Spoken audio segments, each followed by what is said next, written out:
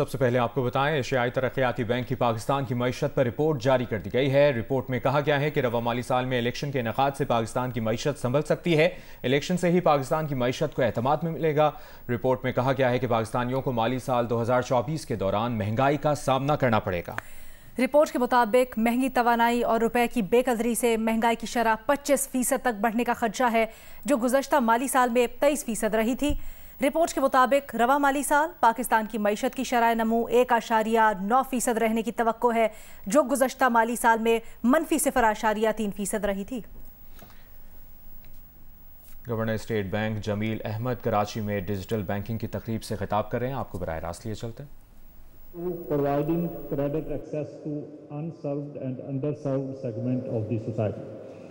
Number 3, providing affordable and cost-effective digital financial services. Number 4, encouraging financial technology and innovation in banking.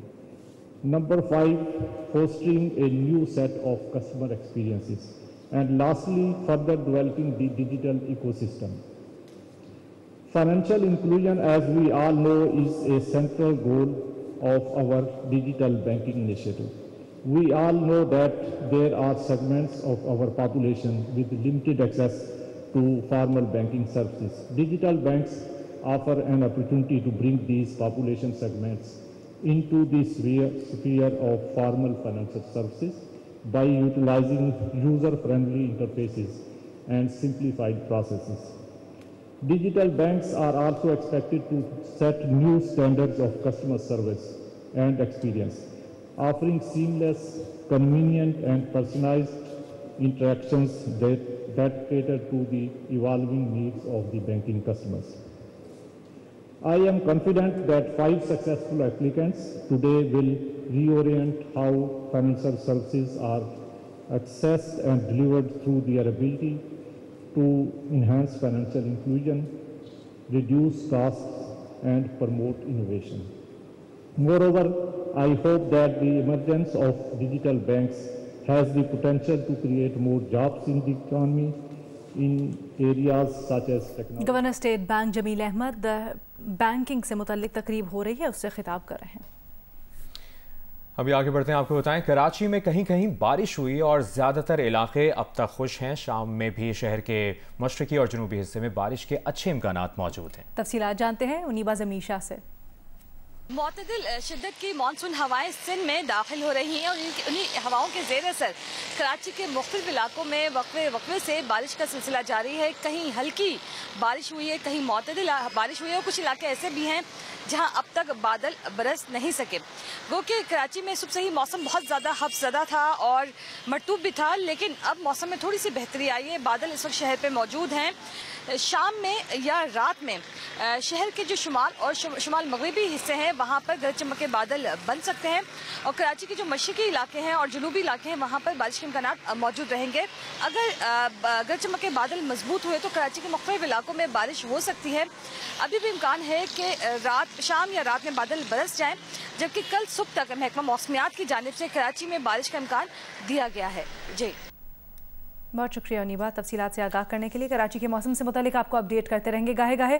अभी लाहौर में मुस्लिम league नून की chief organiser Maryam Nawaz की ज़ेर सदारत Muslim students federation का मुशावरती इजलास हुआ है। इससे मुतालिक आपको बताएं कि इजलास में कायद नून लीग मियां नवाज शरीफ ने लंदन से वतन वापसी और इस्तकबाल की तैयारियों पर गौर किया। नवाज शरीफ की वतन वापसी और इस्तकबाल की तैयारियों पर इस इजलास में गौर किया गया। मरियम नवाज ने नवाज शरीफ की वतन वापसी से मुताल्लिक़ किए गए इंतज़ामात पर शुरका को ब्रीफ किया। मरियम नवाज ने मोबाइल फ़ोन पर नवाज शरीफ को शुरका का जोश व खरोश भी दिखाया। लाहौर में मुस्लिम लीग नून की चीफ ऑर्गेनाइज़र मरियम नवाज की ज़ेर सदारत मुस्लिम स्टूडेंट्स फेडरेशन का मुशावरती इजलास हुआ है और इस इजलास में कायद नून लीग मियां नवाज शरीफ की लंदन से वतन वापसी और इस्तकबाल की तैयारियों पर गौर किया गया। मरियम नवाज ने नवाज शरीफ की वतन वापसी से मुताल्लिक़ किए गए इंतज़ामात पर शुरका को ब्रीफ भी किया। अजय, मनाज़िर भी हम देख सकते हैं जिस वक्त कन्वेंशन में अपने मोबाइल के ज़रिए लंदन में बैठे हुए पार्टी कायद नवाज शरीफ को दिखा रही हैं मनाज़िर। स्टूडेंट्स फेडरेशन का ये इजलास जो मुनक्किद किया गया आज, मरियम नवाज, इसमें उन्होंने नवाज शरीफ की तैयारियों से मुताल्लिक़ आगाह भी किया शुरका को और फिर नवाज शरीफ जिन्होंने लंदन से ज्वाइन किया हुआ था उनको अपने मोबाइल फ़ोन से उन्होंने दिखाया भी यहाँ पर जो शुरका है उनका जोश व खरोश।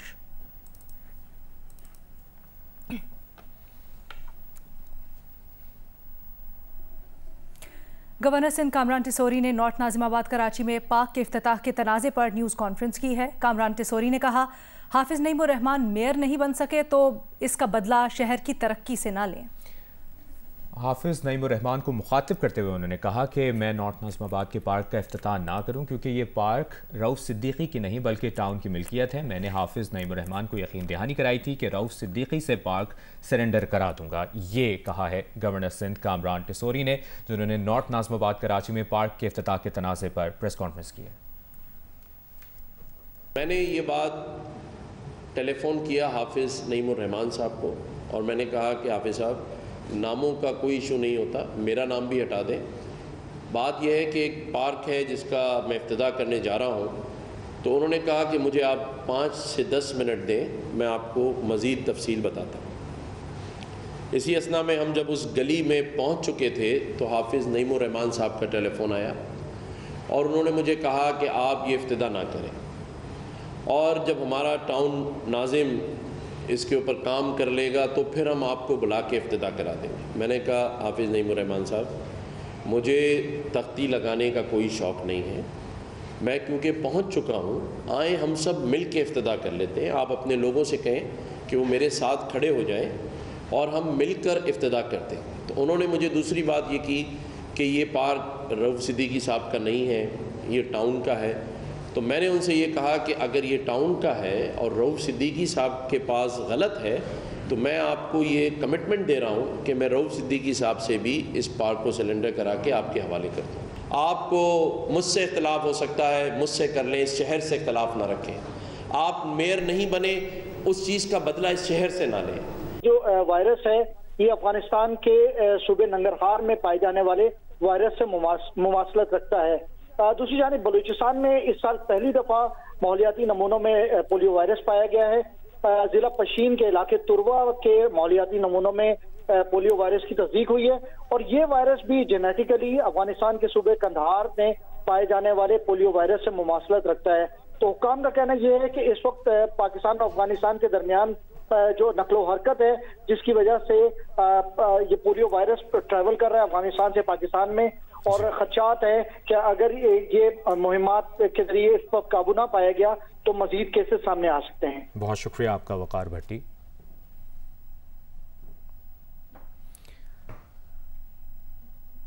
अमीर जमात इस्लामी कराची हाफिज नईमुर रहमान ने कहा है कि निगरां वज़ीर आला सिंध अस्पतालों के दौरे करें मगर अपना असल काम भी ज़रूर करें। कराची में प्रेस कॉन्फ्रेंस के दौरान उन्होंने ये भी कहा कि यूनुस ढागा ने सिस्टम पर हाथ डाला तो मकबूल बाखिर ने उनका कलमदान तब्दील कर दिया। वज़ीर आला साहब ने कल एक दौरा किया, यकीनन वो दौरे करें, लेकिन ये अपना वक्त इस तरह से अगर दौरे करके मुकम्मल कर लेंगे तो पिछलों में और इनमें कोई फ़र्क नहीं होगा। रजिस्ट्रार ऑफिस मास्क लगा के नहीं जाएं, मास्क हटा के जाएं और सिस्टम को पकड़ें और कौम के सामने लाएं। लेकिन जब सिस्टम पर हाथ डालने लगे तो आप यूनुस ढागा की वजारत ही तब्दील कर दें कि लेवल प्लेइंग फील्ड उनको नहीं मिल रही। बिलावल साहब, आपने अभी कुछ दिन पहले कराची में एक इंतखाब मुनक़िद करवाया था बल्दियाती। पीपल्स पार्टी ने जो उनके अपने पसंदीदा हल्के थे इलेक्शन कमीशन के साथ मिलकर वो 15,000 एवरेज वोटों पर थे और जो जमात इस्लामी के हल्के थे वो एवरेज 45,000 वोटों पर थे।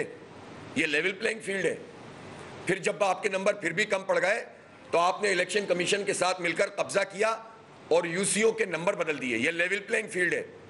बिलावल साहब, आप ये पूरे 15 साल जिस तरह से सिंध के अवाम का खून पसीने की कमाई को निचोड़ते रहे, ये लेवल प्लेइंग फील्ड है।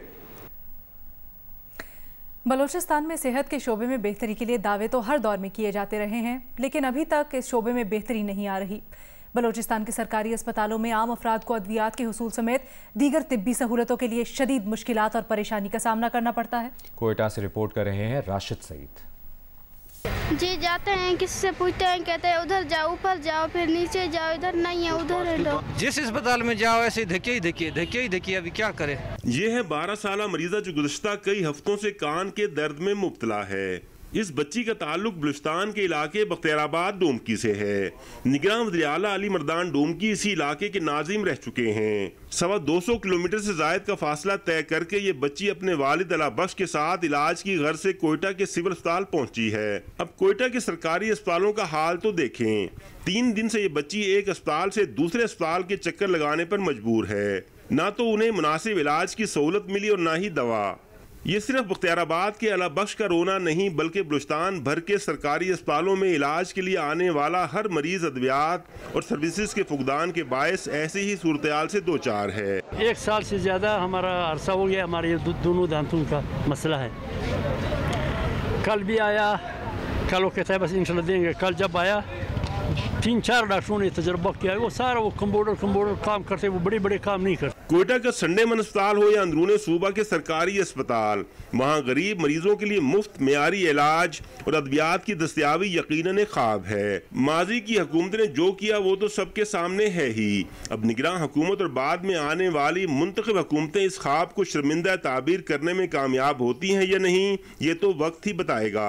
कैमरामैन एक्मी रॉजर के साथ राशिद सईद, जियो न्यूज़, कोयटा। खैबर पख्तूनख्वा में MD कैट टेस्ट में नकल का मंसूबा बनाने वाले मास्टरमाइंड की निशानदही तो हो गई है, लेकिन पुलिस अभी तक उसे गिरफ्तार नहीं कर सकी। वाक़े से मुतल्लिक गिरफ्तार मशकूक शख्स कौन है और स्कैंडल की तहकीकात कहां तक पहुंची हैं, तफसीलात जानते हैं पेशावर से महम कुरैशी की रिपोर्ट में। खैबर पख्तूनख्वा में MD कैट टेस्ट के दौरान तलबा के ब्लूटूथ डिवाइस के जरिए नकल करने के मामले पर जॉइंट इन्वेस्टिगेशन टीम की तहकीकात जारी हैं। तहकीकाती ज़राए के मुताबिक टेस्ट में मशकूक अफराद के रजिस्ट्रेशन पर MD कैट टेस्ट से पहले 9 अफराद को गिरफ्तार किया गया। कर्क से ताल्लुक रखने वाले स्कैंडल के मरकजी मुलजिम की निशानदही तो हो गई, ताहम पुलिस अब तक इसे सलाखों के पीछे लाने में नाकाम है।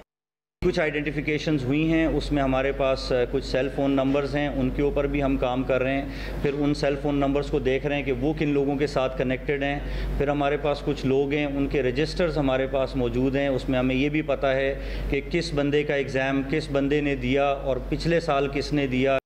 जॉइंट इन्वेस्टिगेशन टीम ने ईटा के दफ्तर का दौरा किया। ईटा हुकाम ने बन्नू और DI खान के मुलविस उम्मीदवारों के खिलाफ FIR दर्ज न करने पर तशवीश का इजहार किया और मुलविस उम्मीदवारों के खिलाफ मुकदमात दर्ज करने की सिफारिश की। टेस्ट में नकल के लिए इंतहाई आला क्वालिटी की डिवाइस इस्तेमाल की गई।